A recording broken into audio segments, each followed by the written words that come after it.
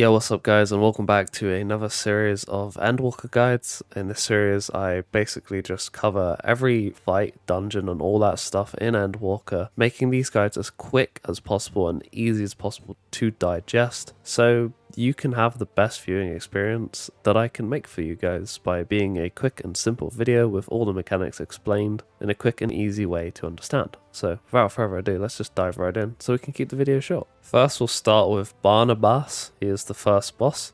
His very first mechanic is ground and pound. This is simply a line AoE. It won't show you the AoE indicator until the very last moment. So basically, where you see him aiming, just sidestep it and you should be good.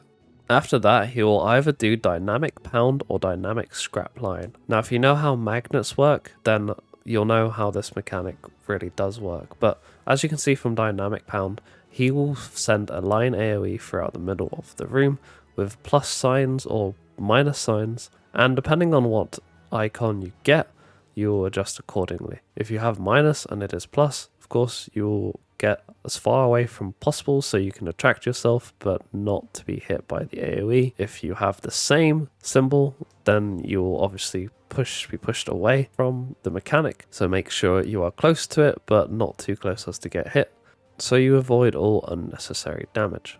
And let's quickly go over dynamic scrap line. So very similar in concept to dynamic ground pound, other than instead of a line AoE throughout the middle of the room, it will be an AoE around him.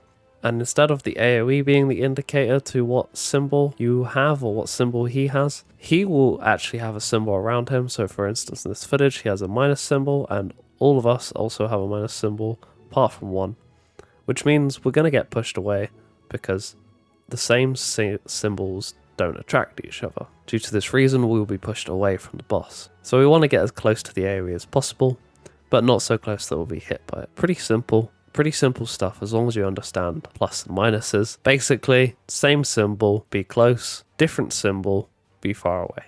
After either dynamic pound or dynamic scrap line, he will do shocking force, which is basically just a stack marker. You'll just take it together and you'll share the damage.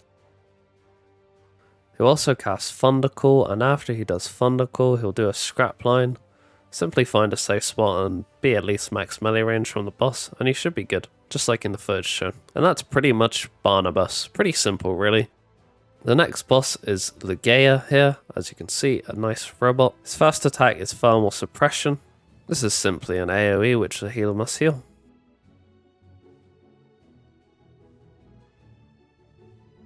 Then Magitech Missile, which drops AoE puddles on the floor. Simply dodge these.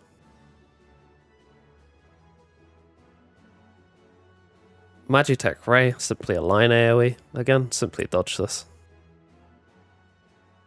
After all of that, he'll go to the middle and cast Downpour. This is his core mechanic involving the two pads. First, it'll be breathless and heavy. You'll want to go into the green pad when your debuff gets a bit too high, and also just before Magitech Missile so you can avoid the AoEs and not be heavied. Wait out the debuff, as it's not worth going minied, as you'll probably just lose damage by being minied, as you deal such little damage. You also cast Magitech Explosion throughout the bites. These are like Bomberman bombs. They cast line AoEs.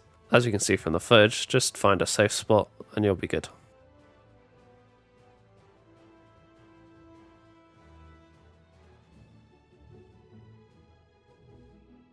After all said and done, he'll then cast Magitech Chakram. Just like Downpour, this will activate the two pads again, but instead of utilising the green pad, we're going to utilise the purple pad, which will make us mini and dodge the Chakrams, as you can see in the footage here. If you time it right, you'll have the mini throughout the whole of that, and you won't have to reapply your mini. And that is pretty much Ligeia. Pretty simple, but it can catch you off guard the first time you do this. Trust me, it caught me off guard. And then we have our final boss, Anima.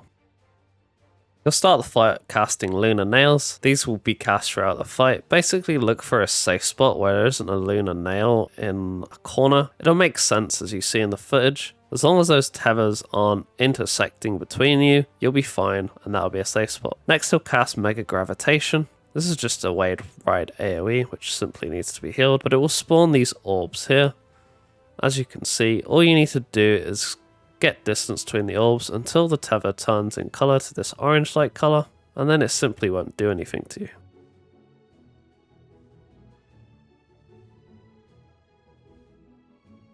Next he'll cast Boundless Pain, and these will be cast throughout the fight as well.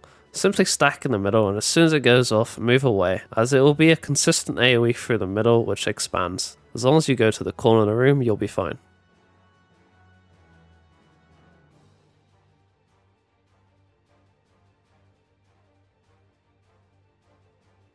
After all that, he will cast Imperatum, which will change to the next phase of the fight.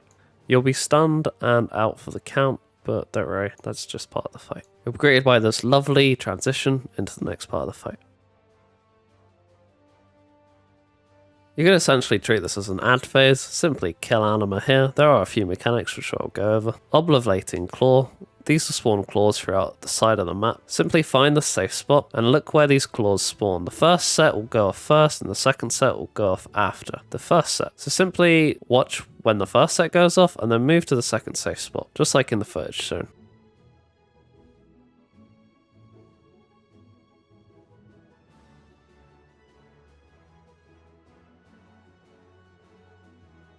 After which he'll cast Obliviating Claw. This will simply choose 2 random people, and it will be a consistent AoE that follows those 2 people until its duration, so simply kite this AoE around and you'll be good.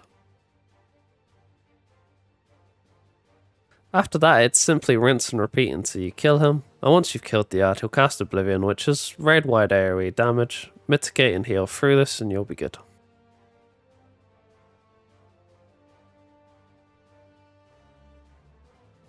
After which you'll go back into fighting Anima, and you'll be seeing a lot of the mechanics from the first part of the fight, so as long as you remembered those, you'll be pretty much good, but there are a few other mechanics to go over. This includes Erupting Pain, which is simply spread out and it's damage to everyone. Make sure not to double clip. And that is pretty much Anima, pretty simple stuff. And also, of course, that is the dungeon, the whole dungeon run. So I hope this guide has proven useful to you guys and informational, and you can take away from this and be prepared for the fights in the dungeon if you wish to be prepared for them. If not, as I said in my previous video, Endwalker is very new. It is completely fine to be new to these fights and die and learn. There's honestly nothing wrong with that. Even after Endwalker stopped being new, it will still be fine to learn these fights without a guide. I'm simply making these as a resource for people who do want to have this guide out there. Anyway, that'll do it for the video, guys. Thanks so much for watching. I really do appreciate it if you've watched the whole thing through. I hope you've enjoyed it. If you like this kind of content, then please do consider hitting subscribe, as I will be posting Endwalker content throughout the entire week and weeks to come, as I want to cover all the dungeons, hard dungeons, extreme trials, savage raids, and maybe even the ultimate fights, but that's something that I need to still consider, as making an ultimate guide is quite the feat. Anyways, as I said, guys, that'll do it for the video. If you did enjoy it, please give it a like. If you felt I missed anything, want to give me any feedback on my guides, then make sure to leave it in the comments below, as this is a new series for me and I do look forward to making each and every one of these videos, and I would love all the feedback I could get. And again, thank you so much for watching, guys. I will hope to see you in the next one, which will be tomorrow. Take it easy, guys. Stay safe. We out. Goodbye.